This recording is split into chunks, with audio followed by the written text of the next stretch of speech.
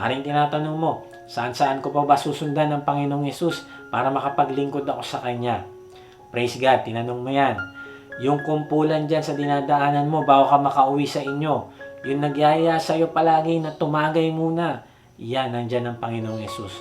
Inaantay ka niyang ipamalita mo sa kanila ang kaligtasan na binibigay ng Panginoong Yesus. Yung mga nasa underpass, tulay, at sa mga gilid-gilid sa kalsada na may kariton, mga homeless, andyan ang Panginoong Yesus. Inaantay ka niya na sundan mo siya doon at magbahagi ka ng blessing mo at ibahagi mo ang mabuting balita sa kanila. Nagpapasalamat ako sa mga nagsusupport financially sa ating ministry kasi bahagi ng ating fund ay pinambibili natin ng groceries at gospel tract na pinabimigay natin sa mga nangangailangan ng mga homeless. Diyan sa mga kulungan natin, andyan din ang Panginoong Yesus. Inaantay ka niya na mag-share ng iyong blessing at mag-volunteer sa pagbabahagi ng salita ng Diyos sa kanila. Praise God sa buhay ni Brother Andy at ang buong team na nagmi-minister dito sa Antipolo Jail. Bahagi din ng fund natin ay pinambibili natin ng toiletries para sa mga inmates. Tapos sa mga nawawalan ng trabaho, andun ang Panginoong Yesus. Hinaantay ka niya na magpalakas ng kanyang loob at magbahagi ng mabuting balita. Andyan din siya sa kamag-anak mong may sakit na nag-aantay ng iyong dalaw at panalangin. Andyan din siya sa iyong mga katrabaho at inaantay ka niya na maging ilaw sa kanila. Inaantay ka niyang gumawa ng discipleship group dyan sa iyong mga kasamahan. Andyan din siya sa iyong business at inaantay ka niyang ipagamit mo ang iyong facility at oras upang makapakinig ang iyong mga empleyado ng Bible study every week. Grabe, andyan ang Panginoong Yesus sa lahat ng nasasaktan. May sakit, organisasyon, at iba pa. At kung nariyan siya, ay marapat lang na naroon ka din at naglilingkod. Si C.T. Studd ay anak ni Edward Studd na isang mayaman sa England. Si C.T. Studd ay isang magaling na cricket player. 19 years old pa lang siya, ay naging team captain na agad siya dahil sa kanyang galing. Nung pumasok siya sa Cambridge University, ay mas lalo siyang nakilala. Tinalo nila ang Australian cricket team na kung saan ay umiskor siya ng 114 runs. Naging national hero siya noong mga panahon na yon na parang maihahalin tulad natin na popular na basketball player na si Michael Jordan. Nakakilala si C.T. Studd sa Panginoon nung siya ay nag-aaral sa Cambridge. At kahit na siya ay sikat na sikat at malaking kayamanan ang nag-aantay sa kanya sa larangan ng cricket, ay nagpasya siya at ang kanyang 6 na kaibigan na ibigay ang buhay nila sa Panginoong Yesus. Nag-volunteer sila as missionary sa China at nakilala sila bilang the Cambridge 7. Maraming taon siyang naglingkod sa China at dahil sa kanyang sakit ay napilitan siyang umuwi ng England. Pag-uwi sa England ay ibinigay ni C.T. Studd ang kanyang mga property sa China para magamit sa mission. Naging pastor din siya sa India mula 1900 hanggang 1906. Tapos taong 1912 ay pumunta naman siya sa Africa at doon na nanirahan kasama ang kanyang buong pamilya. Namatay si Studd sa edad na 70. Alam niyo kung anong motto niya sa buhay? Sabi niya, "If Jesus Christ is God and died for me, then no sacrifice can be too great for me to make for Him." Si C.T. Studd ay totoong alagad ng Panginoong Yesus. Iniwan niya ang komportableng buhay sa England para sumunod sa Panginoong Yesus. Pinatay niya ang sarili at hinayaang mabuhay ang Panginoong Yesus sa kanya.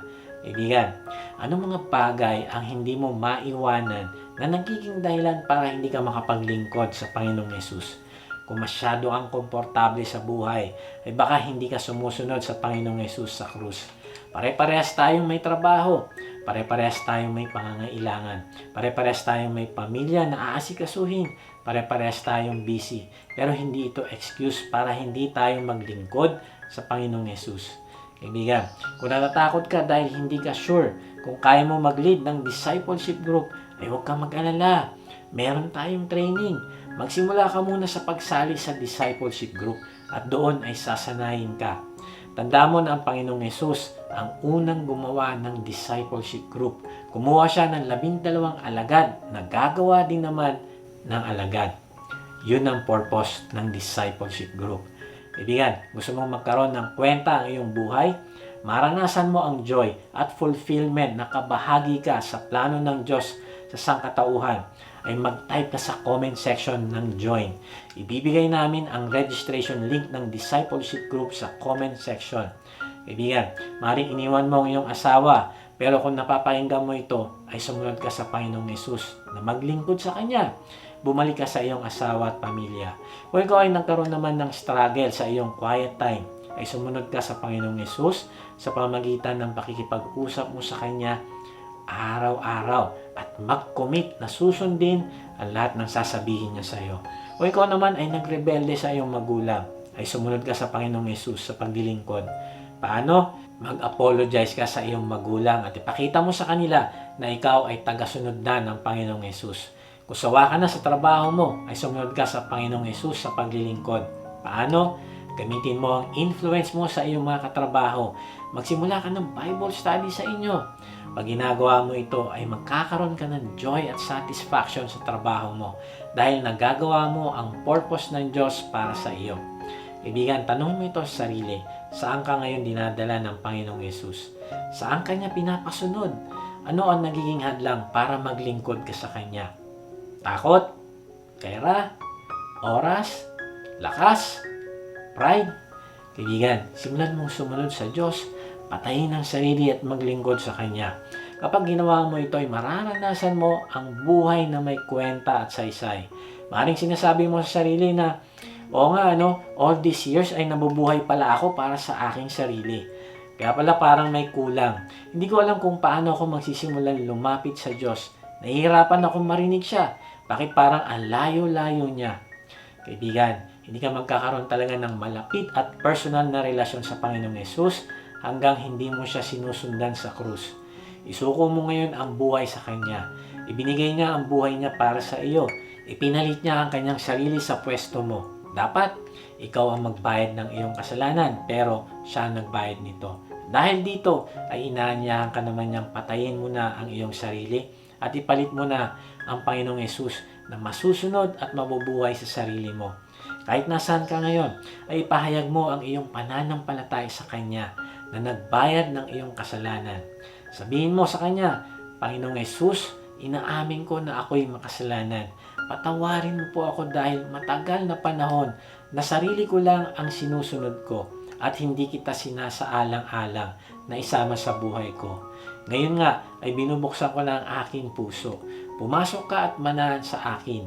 Tinatanggap kita bilang aking Panginoon at tagapagligtas. Salamat sa pagkamatay mo sa krus para sa akin. Kaya ngayon ay tulungan mo akong mamatay din sa aking sarili. Tatalikdan ko na ang aking kasalanan at maglilingkod ako sa iyo. Salamat sa buhay na walang hanggan na ibinigay mo sa akin ngayon. Amen. Sa ating pagtatapos ay iiwan ko ito sa iyo. May nagsabi, the end of self is where Christ begins. Kaibigan, kung gusto mo magkaroon ng significant life, buhay na may kwenta, ay kailangan mong mamatay muna sa sarili. At ipalit mo ang Panginoong Hesus na magsisimula ng bagong buhay at direksyon sa iyo. Simulan mo maglingkod sa Kanya. Ipagamit mo ang iyong time, talent, at treasure sa Kanya. At pag ginawa mo ito, ay magkakaroon ka ng joy, peace, at satisfaction sa buhay. At sasabihin mo na, wow, may kwenta pala ang buhay ko dahil maraming tao ang napaparangalan dahil sa aking pagsunod sa Kanya. God bless! Ating natutunan na dapat nating sundan ang Panginoong Hesus para makapaglingkod tayo sa Kanya. Ano ang mga bagay ang hindi mo maiwanan na nagiging dahilan para hindi ka makapaglingkod sa Panginoong Hesus? Paano nito isasakatuparan sa iyong sarili? Ang pahayag na ito ay dapat nating ipalawig at ibahagi sa ating mga kaibigan at mga kakilala. Naisip mo na ba kung kanino mo ito ibabahagi?